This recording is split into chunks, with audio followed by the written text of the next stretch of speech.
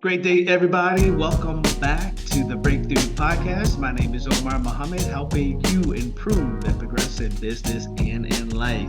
Man, we are in year number 4, season 4.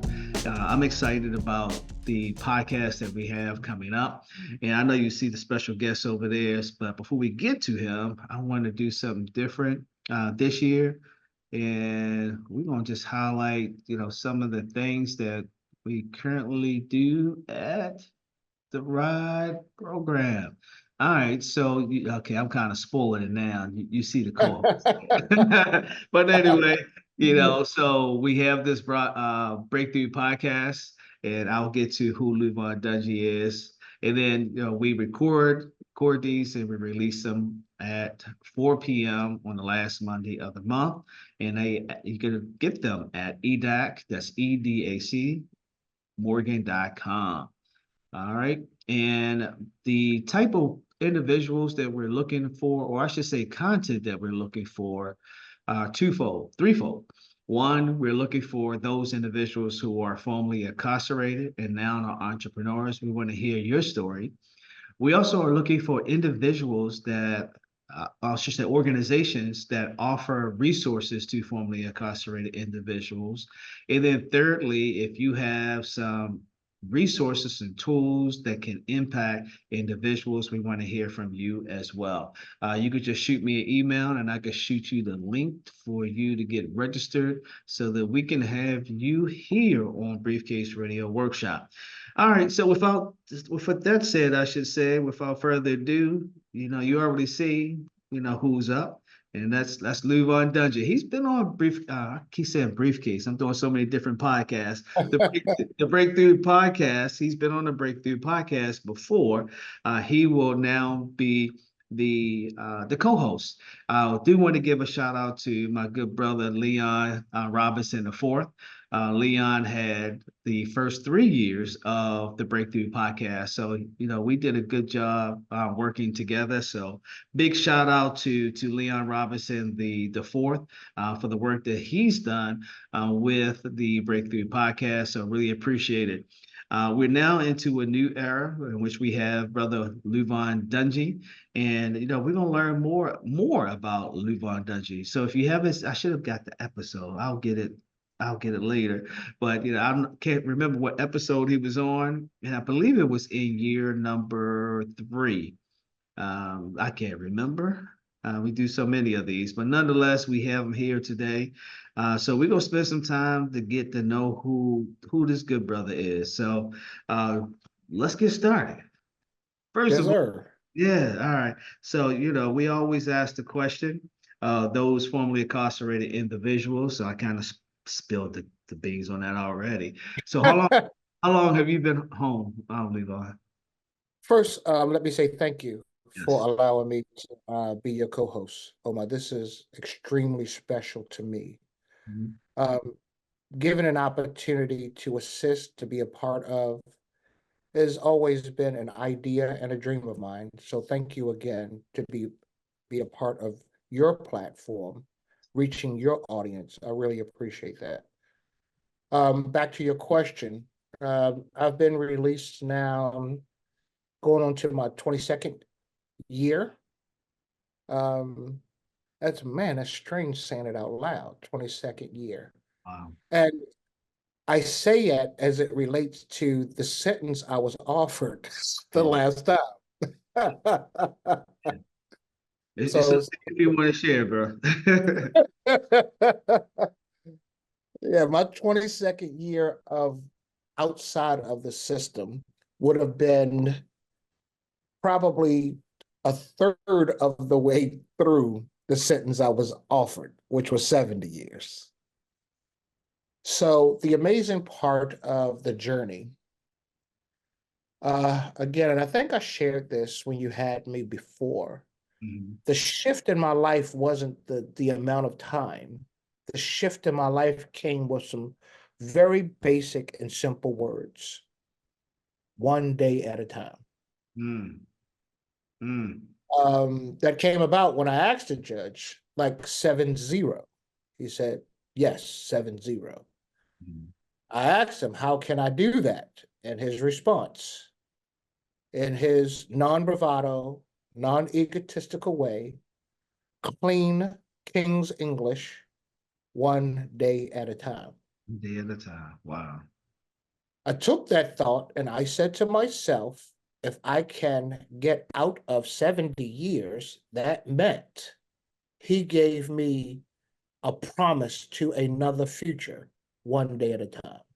Mm, So that's what I held on to, and that's what I began to sort of work and live at, one day at a time. wow. All right. Well, that's one day at a time. That's a good slogan to have. One day at Yes, a. All right. So after returning home, so what were your plans? none. Okay. Okay. Okay. I didn't have a plan. Okay. I went to one of the institutions that we speak freely about our addictions, Mm-hmm. and I heard it again, one day at a time. Day at a time. Um, I also heard similar stuff. If you don't know what to do, don't do anything. Mm, Um, that struck me as odd. I mean, if you don't know what to do, don't do anything. But then I begin to understand. mm-hmm. Get out of the emotional side of feeling, yet you have to operate from a level of lack, Mm-hmm. which sort of initiates to doing something. Mm-hmm. Um, not doing nothing doesn't mean don't do anything. It means don't do the first thing that may come to mind. Don't do the first easy thing. Don't do the first familiar thing. Don't do what you've done before. Don't do what they're doing. That means you, Luvon, don't do anything. Yeah. I held on to that, and I still live by that today. Well, if I don't know what to do in a confused state, I don't do anything. Mm. Mm. So as I always promise you all, I found the one that you were on before. So go back Okay. to June the 26th of 2022. Okay. So June 26th, 2022. But we're gonna get you caught up here right now. So who is Luvon today? Because I know you're doing a number of entrepreneurial activities. So who are you today? Well, If I can be clear, really clean about this, um, today all I am is my word. mm, If I say it, I'm intentional with doing it. mm, Now, with that being said, I hope that the listeners and the viewers can understand what I'm saying. Be your word. If you say to yourself, I want to lose weight, gain weight, go to the gym, eat healthier, be your word and honor yourself. mm, That's number one. Number two, as a result of being my word, I've had the ability to start multiple businesses and allow them to grow. Now, working hard is not in my lexicon. It's not. It's honoring my word regardless of the work, you know? mm, So I pursued my word more than I pursued money, more than I pursued fame, more than I pursued accolades, certificates, certifications. I just honored and worked towards my word. mm. And once I put that in motion, everything else sort of worked itself out. And I'm thankful for that. All right. So as you can see, he's a philosopher as well. All right. Okay. So let me rephrase the question. What type of businesses do you have, bro? Okay. All right. So the first business that I have is I'm a community building designer. So I own a business that's called Community Solutions. To this date, we've built over $30 million in projects Wow. in here in the DC metropolitan area. And again, that's a phenomenon just to say that out loud. Yeah. The other phenomenal part about it is every vacant house during my drug history that I lived in, I was fortunate enough to go back and buy each one of them, Mm, rehab them, design them, and sell them to a single female head of household. mm, So that was the first leg of the journey. Understanding how to use the King's English, how to commingle in crowds, how to work as a village, how to create a vision and then have it come to life. mm, Here over the last year, for those that can see, I own this brand called Fairways and Putts now because I love golf. And I think that's how we met, Omar, on a golf course. You met on the golf course, absolutely. So golf is a thing for me now. And it's filled with a bunch of my history. In my life, I already said incarcerated, homeless, drug addicted, which ultimately meant in life, I didn't hit a lot of fairways and I didn't make a lot of putts. Mm, One thing I kept doing though is I kept swinging. mm, So it didn't matter if my ball went into the woods. It didn't matter if my ball, and I mean my life. So I'm using my life as the ball into the sand trap or even out of bounds. I still went and kept swinging. So in my social media campaign, I always end my contact with saying every stroke counts, mm, just like every decision counts. mm, Swing wisely. mm. So today, that's what I try to do: swing wisely with fairways and putts. I love it. So you're operating two businesses. So I know there's some entrepreneurs that are tuned in right now are probably doing the same thing. So how do you go between the two? How do you manage the two as well as manage your life? So it's interesting. I was asked this question the other day, and because both businesses almost mirror each other, Hmm. first one is community solutions. It's how do I make a difference in a space of housing and design? Hmm. Fairways and putts is how do I make a difference in a space with clothing and design? Hmm.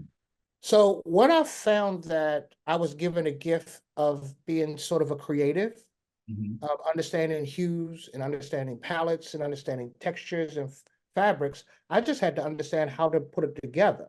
So that was my biggest challenge. As a matter of fact, Omar, you were with me when I started this brand. Yeah. We went to Thank yeah. you. So thank you for that. I just thought about it. Yeah. Thank you for that. I was sharing the journey with you, and you were like, "You really gonna do this?" Yeah. Yeah. And I was like, again, swing wisely. Let me give it a shot. So I don't see it as a one or the other, or I don't see it as I have to juggle. I Mhm, see it as one thought because the why is still the same, mhm, making a difference. mhm. Yeah, I love that. So making a difference in both, community solutions and fairways and putts. So let's talk about the challenges because I know there were some challenges. I mean, we all have challenges in business. So with your challenges that you've had in business, I mean, how did you overcome those? The first challenge that I had was a learning curve, Mm. And that's not knowing, yeah, yeah, not knowing. yeah. So you think that you can get all the education in the world, you can read all the books in the world. Now I'm ready. My learning curve came from the nuances in the space and the terms and the lingos and how you understood the jargon. Yeah. You can lose a lot of money, you can make a lot of money because you don't know the jargon. So Hmm. number one, not knowing. Yeah. The learning curve was just immense. So I thought. Number two, and this is always probably the entrepreneurial nightmare. Where and how do I start? Absolutely.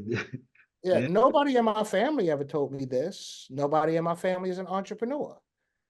Everybody in my family saying I'm crazy to take this risk, lose this job, quit this job, and start on my own. So that was fearful. I guess the way that I overcame number two or number one was go out there and learn the jargon. Sit with people that were in the trades and in the industry. Yeah. Go meet and ask a bunch of questions Mhm. before I jumped in. The second one, I like to use this acronym called FEAR. FEAR. I faced everything and I recovered, or I could forget everything and run. Mm. I had ran from the police so much and I had ran from myself so much that when I wanted to do my businesses, I was tired of running. Mhm. So I just faced everything and recovered, no matter how many times I got knocked down. Now, keep in mind, knockdown in business is for me a spiritual and a figurative speech. Knockdown is my thoughts say I can't. knockdown means this is too tough for me to do. It's not knocked down on my butt like I can't figure it out. It's the willingness to keep going in spite of my own adversity. Mm. So that was number two, the biggest thing. Number three, the biggest thing was reminding myself that I was good enough to compete. Mm. As an entrepreneur, we see a bunch of stuff. We know that there are, and I did the research on this actually, there's over 1 million contractors in the United States. Mm. What makes me think that I can create a contracting and development company and go out there and make money if there are 1 million? The only answer that made sense to me was be better than them. Better than right, yes. That's the only thing that makes sense to me. So I started trying to be better than them, which exceeded my thoughts of what better was. Mm. So that's number one. When it came to the clothing, it was how can I do something that's, again, better than them? Mm-hmm. And because a polo is a polo, a hoodie is a hoodie, golf pants are golf pants, but how can you do something that's better than? Mm. Mm. How can you sell not a thing, but sell an idea of a lifestyle? Almost like that energy drink. They Mm-hmm. show people jumping out of airplanes, they show people water skiing, surfing, and all that. They ain't said nothing about the drink yet. Yeah. They're selling the idea of the lifestyle of the drink. So Yeah. that's what I started to do. Let me sell an idea that you can overcome and hit more fairways and putts. Let me create the content behind you can win even though it feels like you're losing. Swing wisely. Yeah. So that was my idea in both ways. And I love to challenge myself on not being like. Mm. I don't want to be like anybody. I never wanted to do anything like anybody. I was struggling to find out who I was. So why would I try to emulate you? Mm.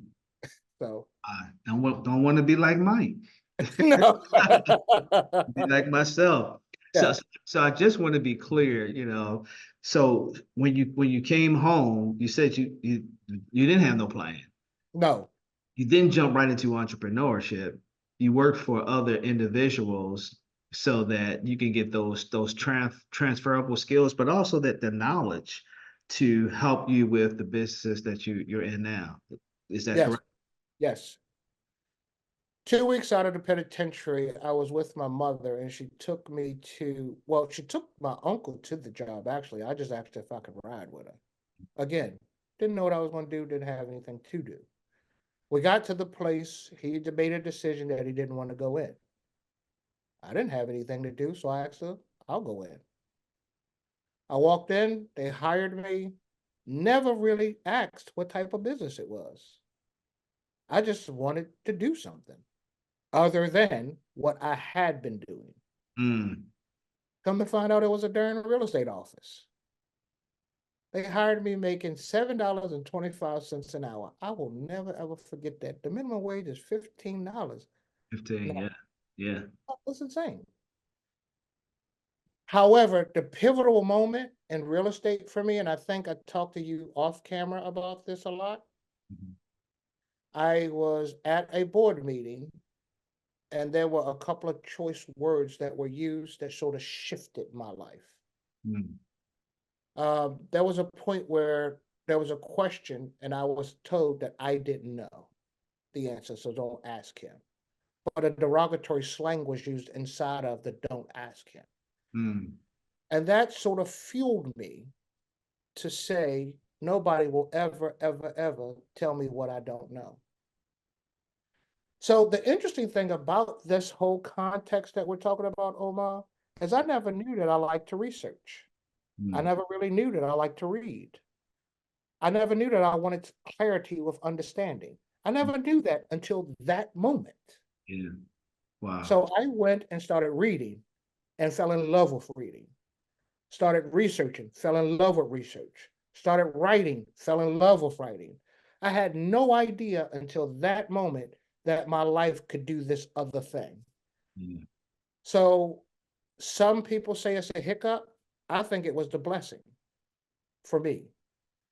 Then I got hired at a nonprofit, which opened or stretched me to understand what the nonprofit in juxtaposition to the for-profit look like. Mm. And I fell in love with the ability to now what I've learned to give back. Yeah. And that sort of fueled me a whole nother way. So it's as if every moment an opportunity was presented, I learned more and more about myself. And I'm absolutely thankful for this journey that I've gone on. It's been wonderful, man. That sound like it, man. I've been through some of it with you. So yeah, I'm proud of you, man, and support you in any way that I can. All right, let's talk about, this is one of those things you said, one of the tough things for entrepreneurs to really have is how to get started and where to get Yes. started. So talk about your resources that you were able uh, to penetrate in order for you to get started in both of the ventures that you're in. Interesting story. I get that question a lot.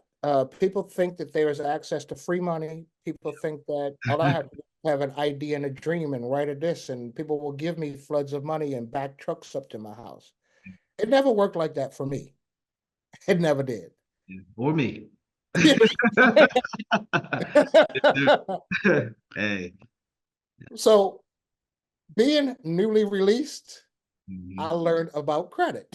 Like I had no idea the power of those three numbers. Yeah, Never had the idea. right. Working for the nonprofit, I get a call from one of the board members that says, I met someone who is looking for people like you that have 700 plus credit scores. Mhm. They are an investment group. They go around, buy houses, put Section 8 or low to moderate income families in it. Would you be interested?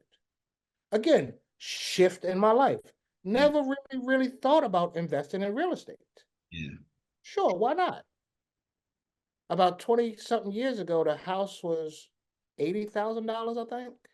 Mm. 72,000, something like that. But I had to no out of pocket. They just wanted to use my credit. They wanted to build it. They wanted Section 8 to build their portfolio, but Mm. I owned it.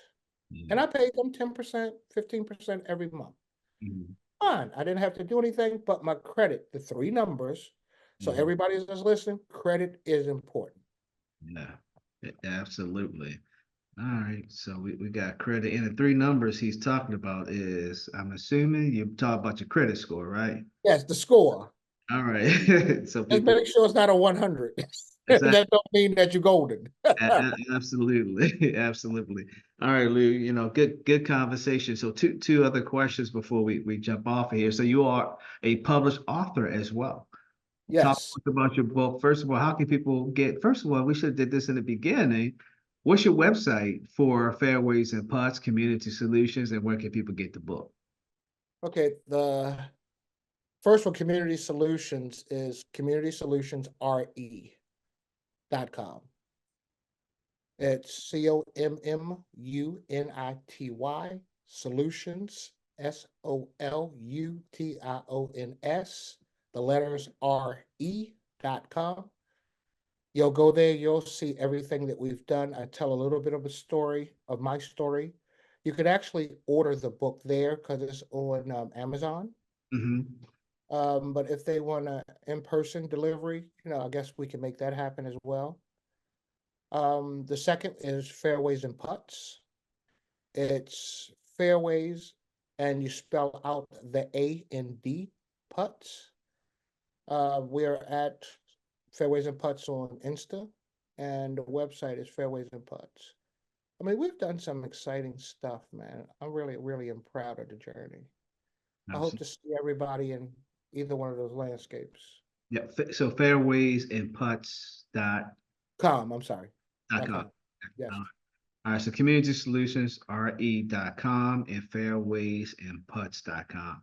And then final, what advice would you give to, Sisters is a podcast for formerly incarcerated individuals who are either budding or existing entrepreneurs. What advice would you give to them? Uh, the number one rule that I had to learn for myself, Surround yourself with folks that are where you're trying to go. Mm, So if you know that your net proceeds are 50,000 a year, begin to assimilate, take the coffee, talk to folk that make 100,000 a year mm, and befriend them. And in befriending them, it's not asking them how, it's watching their habits mm, and then beginning to adopt some of those habits into your personal life. Because I've noticed that when you ask somebody how, there is no blueprint. It's mm, just certain habits that successful people have. mm. I love that habits. Okay.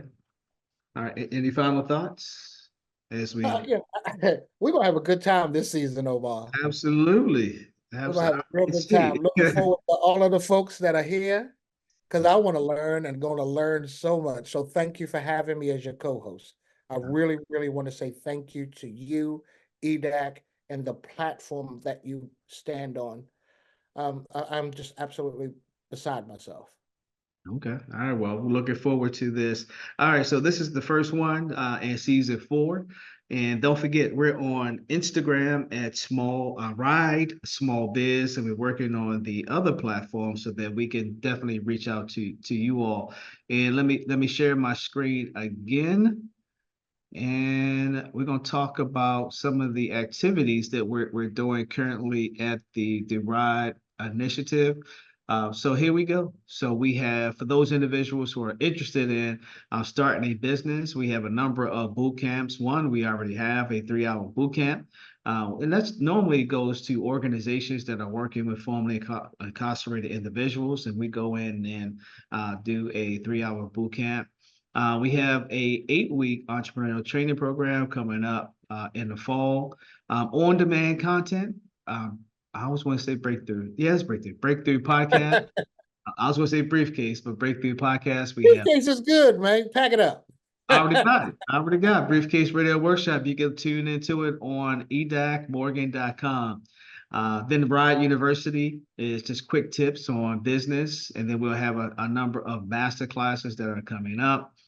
We also have business assistance. So if you are looking to get started in business, we have a opportunity for you to get some business one-on-one business counseling. We also have a Room to Grow initiative, and this is our initiative. We're working with five entrepreneurs. We meet with them on a monthly basis. We really serve as the advisory board, if you will. And then we have our annual event that's coming up. So stay tuned for more information about all of this. And as always, if you want to reach out to me, I'm at Omar at edacmorgan.com. That's EDAC Morgan, all one word.com.